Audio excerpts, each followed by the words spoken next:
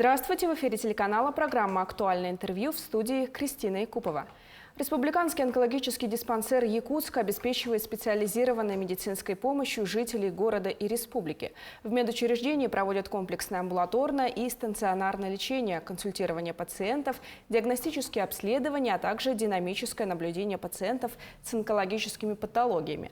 О текущей ситуации в республике по онкологии мы поговорим с гостем студии Татьяной Николаевой, главным врачом Якутского республиканского онкодиспансера, кандидатом медицинских наук, заслуженным врачом республики Саха-Якутия, хирургом-онкологом высшей категории. Татьяна Ивановна, здравствуйте. Здравствуйте. Какова динамика ситуации по онкологии в республике? Во-первых, надо отметить, что показатели и заболеваемости злокачественными новообразованиями, и смертности в нашем регионе намного ниже, чем по Российской Федерации. Однако за десятилетний период идет тенденция к повышению показателей заболеваемости, то есть ежегодно заболевает все больше жителей, но это не говорит о ухудшении ситуации. Наоборот, это показывает уровень и качество диагностических исследований. За прошлый год впервые установлен диагноз злокачественной опухоли у 2614 граждан нашей республики. Чуть больше половины из них это женщины, но ситуация у нас осложняется тем, к сожалению, несмотря на более низкие показатели, чем по Российской Федерации, осложняется тем, что, к сожалению, до сих пор остается достаточно высокая запущенность. То есть из впервые выявленных пациентов каждый третий пациент выявляется в местно распространенном процессе и каждый пятый в четвертой стадии заболевания. Показатели смертности при этом за десятилетний период снижаются, и идет такая устойчивая тенденция к снижению. Это говорит о качестве лечения, о доступности методов лечения. Конечно же, все это стало доступно благодаря государственной политике, которая идет в нашей стране, мероприятиям программы здравоохранения, региональной программы борьба с онкологическими заболеваниями. Эта программа направлена на снижение смертности от злокачественных опухолей в нашей стране. И мероприятия включают мероприятия ранней диагностики, совершенствования методов лечения, доступности, качества и оказания медицинской помощи. И, конечно же, это переоснащение онкологической службы. Какие виды онкозаболеваний наиболее характерны для жителей Якутии, если есть такой момент? В чем причина таких обстоятельств? На протяжении многих лет лидирующие позиции по заболеваемости в нашей республике занимают это рак легкого, рак молочной железы у женщин. В последние года в лидирующие позиции вышел рак печени. Рак печени, заболеваемость достаточно высокая, чем по Российской Федерации. Это является отличием нашего региона. Связано это с большой распространенностью хронических вирусных гепатитов. Рак легкого на протяжении многих десятилетий занимает первые места, к сожалению, и в смертности от злокачественных новообразований, и в запущенности. У женщин на первом месте рак молочной железы, на втором месте также рак легкого, на третьем месте рак желудка. Вообще, излечим ли рак и насколько часто наступает ремиссия болезни, от чего это зависит? Ну, конечно же, прогноз заболевания и результаты лечения зависят прежде всего от стадии заболевания. Чем раньше выявлен онкологический процесс, тем лучше результаты.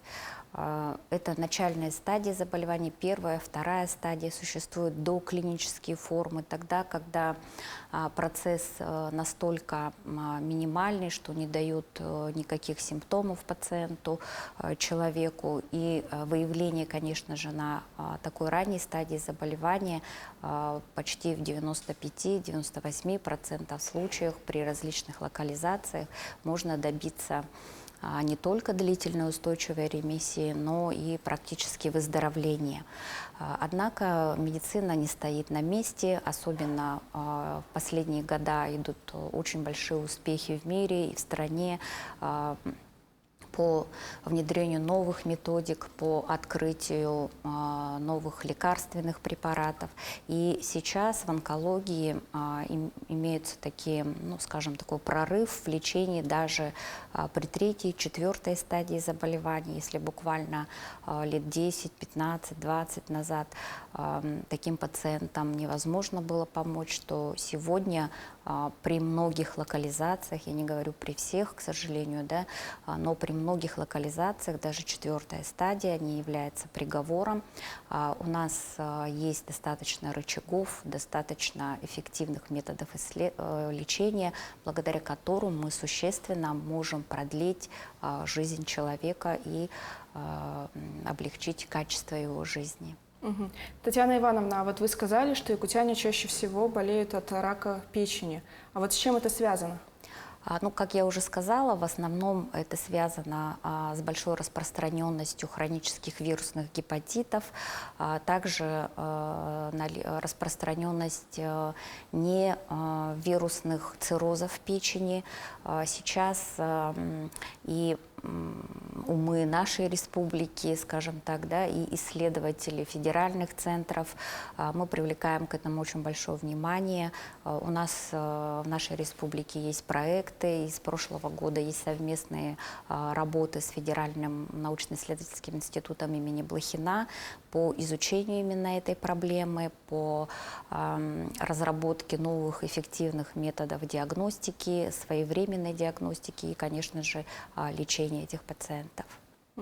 А как проводится ранняя диагностика и профилактика онкологических заболеваний? Профилактика онкологических заболеваний – это прежде всего вторичная профилактика, то есть это проведение профилактических осмотров с целью выявления рака на ранней начальной стадии. Сейчас у нас в стране, в нашей республике доступны все методы профилактических осмотров, проводится диспансеризация населения. Диспансеризация проводится, алгоритмы и требования проведения таких осмотров предусматривают выявление злокачественных опухолей определенных локализаций. И, конечно же, пренебрегать профилактическими методами, профилактическими осмотрами не следует.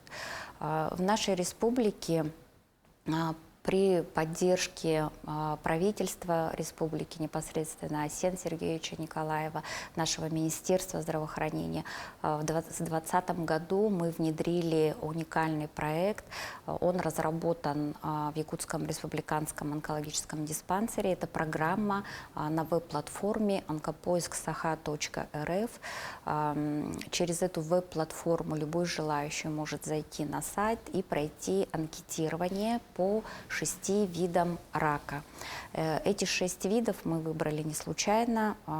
Эти локализации являются ведущими в структуре смертности населения, нашего населения.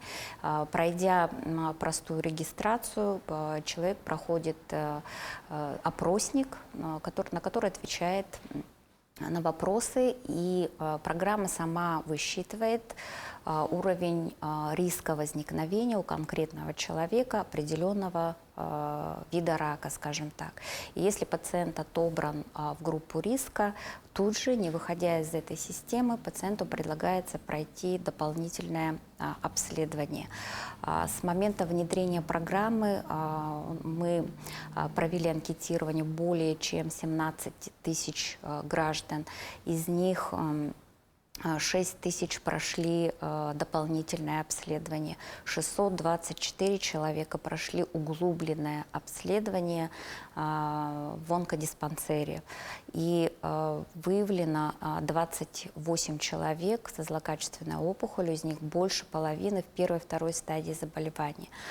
Ну, может показаться, что это небольшая цифра, но я бы хотела отметить, что по данным Всемирной организации здравоохранения, эффективный скрининг считается тот, когда вы хотя бы имеется один случай рака на 600 осмотренных здоровых людей. Поэтому, учитывая эти показатели, мы считаем, что проект очень эффективный, и на основании этого проекта разработаны также программы для кабинетов онкоскрининга, которые развернуты у нас в республике, в других на базе центральных районных больниц. Сегодня их функционирует 24 кабинета, понимая, что не все население, не каждое население, то есть возрастная группа может самостоятельно пройти анкетирование на веб-платформе.